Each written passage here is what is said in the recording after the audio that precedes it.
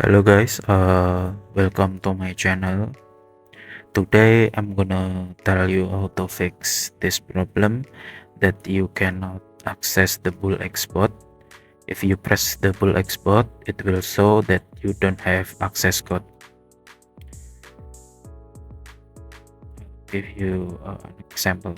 If I press that, this is so I'm gonna tell you how to fix this. Basically, you guys can go to this channel right here.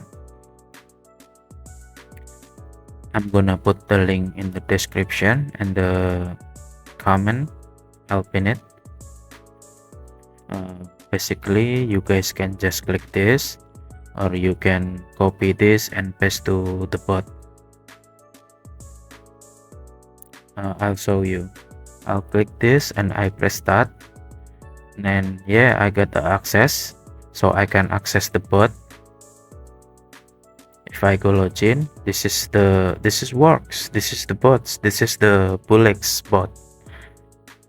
This is very simple. This is the channel.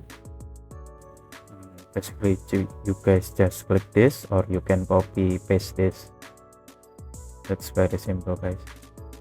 Thank you. I'll see you soon. Bye.